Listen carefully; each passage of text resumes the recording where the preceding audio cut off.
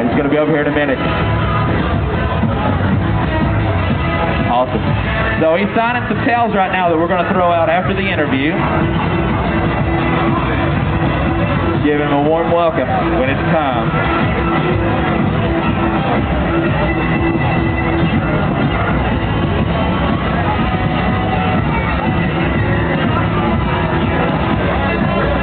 Awesome.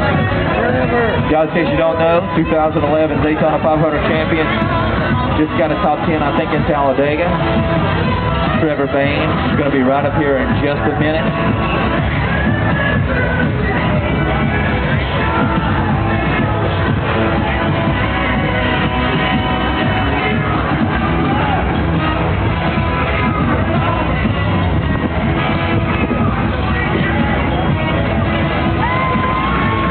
All right, ladies and gentlemen, the man, the myth, the legend, Trevor Bayne!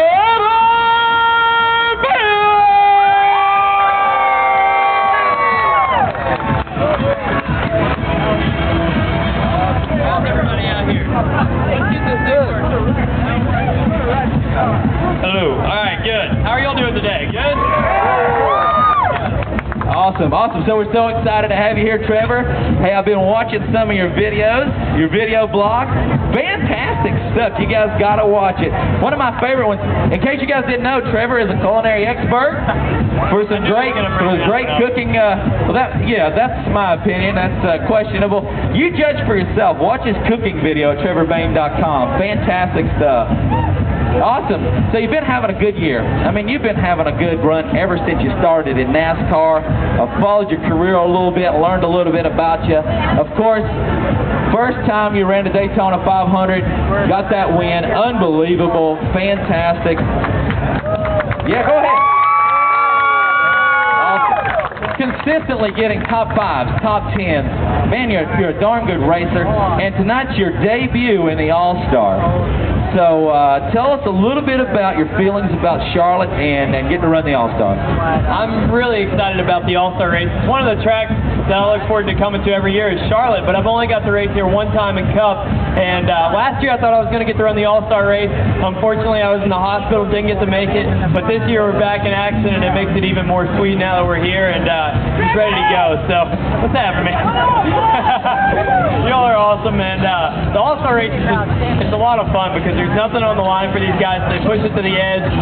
Qualifying is crazy with the pit stops. I was the most nervous I think I've ever been in my racing career yesterday, getting ready to bring it to pit road wide open like a green flag stop, except this time it really mattered on your timing. And, you know, my pit crew did a great job, no penalties. We qualified 11th, so we got a decent starting spot here, and we're going to try to take it to the front. Awesome. That's fantastic. I got to tell you, this is a fired up crowd right here. You know, I usually have to coax crowds to get excited and all that, but I guess it's just you. I mean, I don't know. Hey, okay, let me ask you a quick question. So, what do you do with your downtime? Let's learn a little bit about Trevor Bayne. Downtime for me, I like to do a lot of things. For me, you know, in the summer I like to get out on the lake and do a little wakeboarding. In the off season I try to go places and do some ministry stuff. This year we went to Kenya and to India to do some mission work, so that was pretty cool. And you know, there's always some cool stuff to get into. But I've been learning how to play golf, so if anybody's got a busted windshield near a golf course, I promise it wasn't me. It might have been, but I'm not gonna take the blame for it. It's been a struggle, but I'm trying to learn. I love it. I love it. Well, I've struggled a little bit with golf myself, but, you know, we won't even talk about that. Okay, tell me a little bit about your history. I learned a little bit about your history and how you got into racing and how it started before you. So tell me a little bit about racing and how you were influenced by your family. For me, my grandparents both raced. My granddad on both sides. One raced boats and one raced cars at Greenville Pickens Speedway, which is South Carolina. Lee Petty grew up racing there. A lot of people did, and so that's kind of how I got into it, was through them and through my parents. But I started on a dirt bike when I was 3 years old, riding around with training wheels, and when they took the training wheels off when I was 4, they thought I was going to crash every day. So they found me four-wheel go-kart again and went out and started racing and just fell in love with it. My first race, I tried to cut through the infield to catch the leaders because I thought that was the fastest way to get to them. Didn't work out very good, but you know, it was the quickest way around the track, and I've come a long way since then, I guess. Awesome, awesome.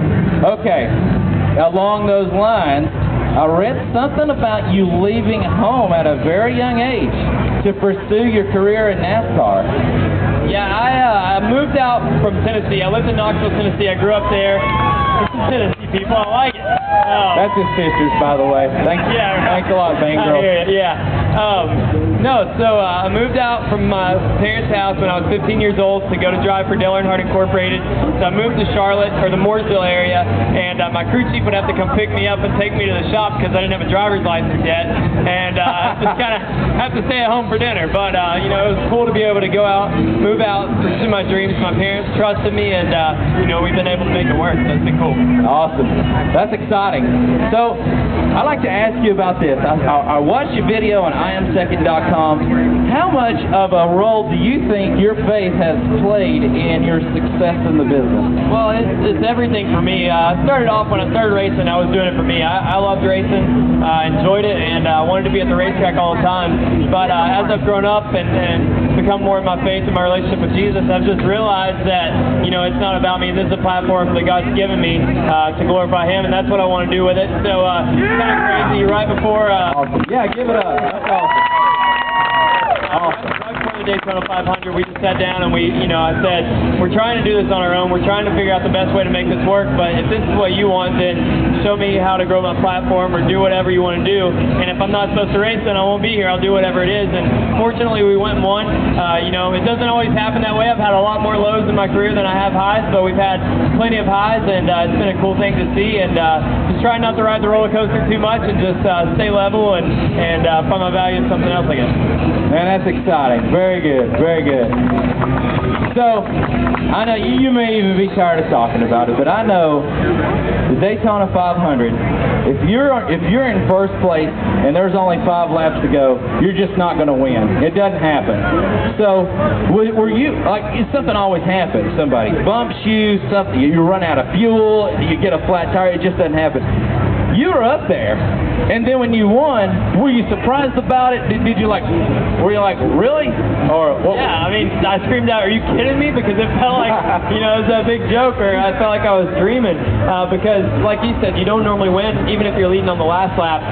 Coming to the white flag, I was like, well, this is cool. I can tell my friends, I led the Daytona 500 on the last lap, and then I just never thought we'd be leading coming back to the checkers. So when we crossed the line first, it was so surreal, and it still is. I dreamed that I won it again the other day, and then I woke up and it wasn't real, so I'm glad that didn't happen the first time. But, it was such an awesome deal for the Wood Brothers. They're great people, a great team, and I love driving for them, and I'm glad we're having success together. You bet. The Wood Brothers, what, 34 years, I guess? Like 60-something. Come on, man. You got 34 years since they had a Daytona 500 win. Yeah, it's been a while. Years, right. Fantastic. Yeah, it's been a long time. Right. Well, so tell me about your NASCAR schedule for the rest of the year. Do you have a lot laid out, or are you still working on some things?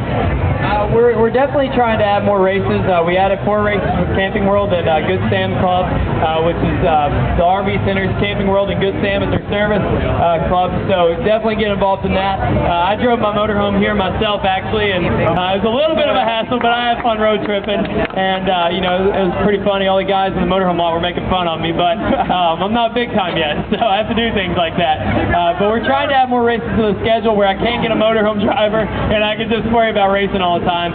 We've got 16 races with the Wood Brothers so far. We added Atlanta, the Fall Charlotte race, Chicago, and the All-Star race were the 4 that Good Sam and Camping World came on for, and then Ford Motorcraft and Quick Lane are on the other car.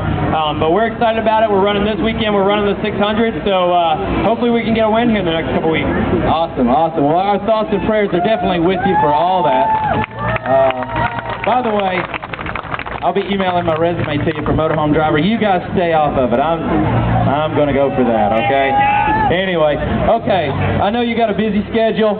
What are your parting thoughts? Any one last thing you'd like to share with all these amazing NASCAR fans here at Charlotte Motor Speedway? Well, I'm just glad you all came out to see us. I hope you have a great time, and I hope it ends with us in victory lane and you all can cheer really loud. But either way, have a good time. Thank you. Ladies and gentlemen, Trevor Bayne!